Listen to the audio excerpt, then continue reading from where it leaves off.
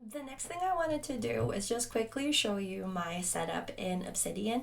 I think I mentioned it in my last video that I prefer to play on my computer or on my phone.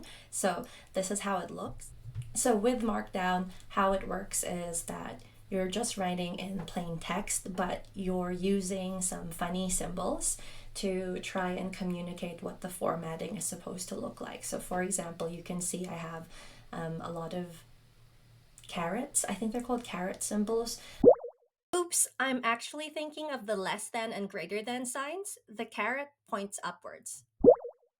Lots of dashes, and you can also see some asterisks and hashtags. And how that ends up looking, it becomes formatted. So if I go into reading view or live preview mode, or if I tried to share this online by converting it into HTML, I'm able to look at what the Markdown looks like with formatting. So even though I wrote it like this, with all the symbols like the carets, the hashtags, the asterisks, and everything else, it turns into this. It renders the formatting without all of the symbols. As you can see, you have bullet points here, you've got the call out with the different colors. You have links here. So for example, this is a link. And if you look at the Markdown version, it's just written by having two brackets around each side. And that turns it into a link. So it's very handy when I'm playing, especially when I couple it with text expansion shortcuts. It makes it faster to play my games. And it's really handy as well because it allows me to do auto tracking. And this is really useful for me as a very forgetful person. So this is an example of something I might track. When I'm playing the game, I am tracking things like if I go, you might see here it says promise, progress, miss. And then I put a value. That's me recording in the moment what the progress value is.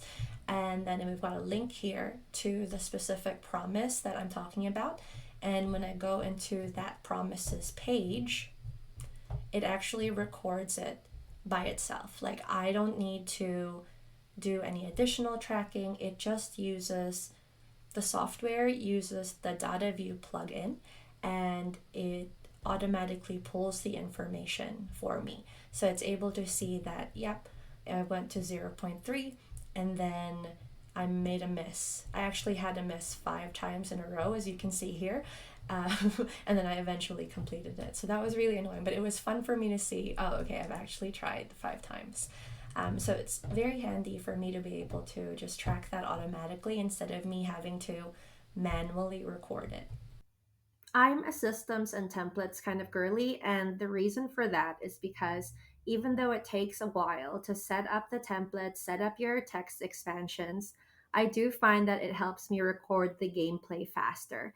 It's important for me to have these templates because these templates really prompt me to record what I want to remember. Like I said, I easily forget things.